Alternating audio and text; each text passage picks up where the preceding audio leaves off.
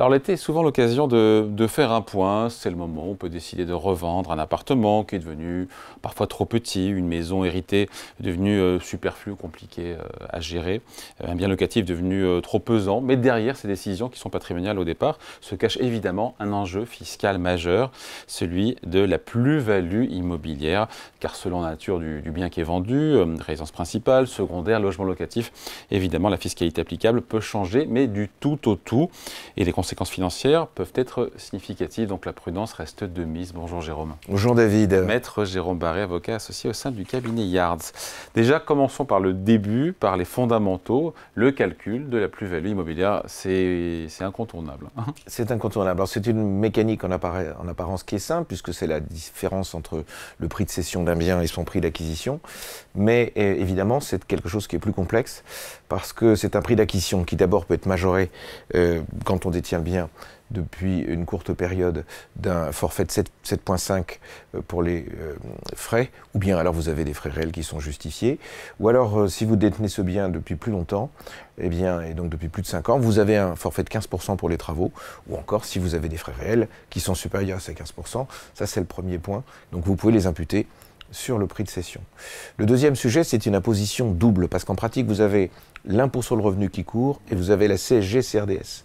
Donc vous avez 19% au titre de l'impôt sur le revenu et 17,2% au titre des prélèvements sociaux, soit un taux cumulé, dans l'hypothèse où vous payez l'impôt, de 36,2% en cas de sans abattement ou sans éléments diminutifs, si je puis dire. Oui, et les éléments diminutifs, ce sont ces allègements qu'on peut avoir à partir de quelle année déjà? Alors autrefois c'était 2 ans, maintenant c'est 5 ans. C'est-à-dire que vous avez pour l'impôt sur le revenu 6% par an au-delà à partir de la 6e année jusqu'à la 20e année. Et pour les 2 dernières années, vous avez 4% par an. Donc vous voyez, c'est déjà pas tout à fait simple. Ensuite, donc au-delà de 22 ans, plus de plus-value. Vous économisez déjà la plus-value. Pour les prélèvements sociaux, c'est beaucoup plus compliqué également. Enfin, c'est plus raffiné, si je puis dire. Vous avez 1,65% par an jusqu'à la 21e année, et vous avez 1,60% à la 22e, puis 9% par an de la 22e à la 30e. Ce qui veut dire qu'en réalité, si vous pensez avoir évité l'impôt au-delà de 22 ans, vous avez encore une charge importante à régler pour la CSG-CRDS. Donc aucune déduction ne s'applique avant la 6e année, c'est-à-dire que si vous vendez un bien et que vous avez une plus-value dans la 6e année, vous avez cette imposition. Alors on pourrait considérer que 6 ans, c'est pas tout à fait spéculatif, mais ça veut dire que du point de vue du fisc, ou du point de vue plutôt des législateurs, on a considéré que c'était quand même spéculatif avant 6 ans. Pardon, Jérôme, mais la résidence principale, on le sait, échappe à toute taxation en cas de revente, mais c'est vraiment aussi simple en pratique? Alors, la résidence principale reste toujours un sanctuaire, si on n'y touche pas. Il y a des velléités d'y toucher, mais on n'y touche pas. Donc que vous vendiez votre résidence principale, quand vous la vendez, vous êtes sûr de ne pas avoir de taxation. En revanche, qu'est-ce que c'est que la résidence principale? Ça, c'est une question de fait. Hein. Donc, cette question de fait, on va choisir votre statut en fonction de ce que l'on va déclarer. C'est une réalité qu'il va falloir démontrer. Donc l'administration s'appuie sur un faisceau d'indices, elle va vérifier quels sont les éléments, votre vie réelle, votre domiciliation fiscale, parce que parfois on dit qu'on habite là, mais la domiciliation fiscale se fait ailleurs, l'administration vous ramasse immédiatement, l'école des enfants, des factures d'eau et la consommation d'eau, des abonnements aux abonnements à la revue quelle qu'elle soit, et la proximité du lieu de travail. Si votre résidence principale est à Brest, mais que vous expliquez que votre employeur est à Marseille, que vous y allez tous les matins, on aura du mal à vous croire. Sauf si on est à 100% télétravail. Alors, sauf si... Alors exactement, le télétravail, j'allais y venir, modifie un peu le sujet. Mais là encore, il faut avoir un contrat pour pouvoir le démontrer.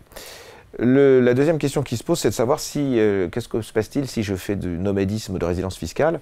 J'ai la possibilité de le changer régulièrement, mais là encore, il faut que j'en démontre le véritable usage. La jurisprudence est assez précise en la matière, mais elle permet beaucoup de choses. Bon, et si on a déménagé avant la revente de sa résidence principale, est-ce qu'on perd ce bénéfice de l'exonération? 2 sujets. Vous avez un délai normal pour vendre le bien. Le délai normal, c'est le délai normal et les diligences normales. Il faut que vous puissiez démontrer que vous avez voulu vendre le bien, donc vous avez commencé avant d'avoir déménagé, sauf chose extrême. Et par ailleurs, vous avez entrepris des démarches à venir. Ça, c'est le premier point. Et le délai normal, c'est 1 an. Même la jurisprudence a consacré jusqu'à 21 mois parce qu'on a pu démontrer que. Le deuxième sujet qui est important, c'est que vous vous dites, voilà, je sais pas dans combien de temps je vendrai ma résidence principale, et je vais la louer. Surtout pas. Dès lors que vous en changez l'affectation, la résidence principale perd son statut. Donc, il faut être très prudent sur ce thème. Bon, maintenant, les biens locatifs, quelle est la fiscalité qui s'applique? Pour les biens locatifs, elle est moins favorable, évidemment. La location nue suit les règles classiques avec un abonnement pour durée de détention. Pour les meublés non professionnels, on a un changement, puisque jusqu'en 2024, le bailleur pouvait amortir fiscalement les biens et les meubles, les biens et les meubles et le bien lui-même sur la location meublée non professionnelle. Maintenant, c'est toujours possible. En revanche, à la sortie, on va vous demander de réintégrer les amortissements que vous avez pratiqués. Donc le système ne fonctionne plus de la même manière. Donc ça, c'est effectivement difficile. Donc cet avantage est supprimé depuis 2025. Mécaniquement, la base taxable va augmenter. Et en clair, plus vous avez amorti, plus vous serez taxé à la sortie. Puisque même si vous avez acheté un bien 100 et que vous le revendez 100, si vous avez amorti, vous aurez nécessairement une plus-value à payer. Donc la question qui peut se poser, c'est de savoir si vous pratiquez ou non les amortissements. Ça, c'est une question de trésorerie et de gestion de la trésorerie. Donc cet impact direct sur la rentabilité d'un bien, elle va changer le point de vue des investisseurs. Et donc parfois, il peut être plus favorable de louer un bien nu pour une location à long terme que de louer un LMNP pour une durée courte. Allez, merci beaucoup. Conseil signé Maître Jérôme Barré, avocat associé au sein du cabinet Yard. Merci Jérôme. Merci David.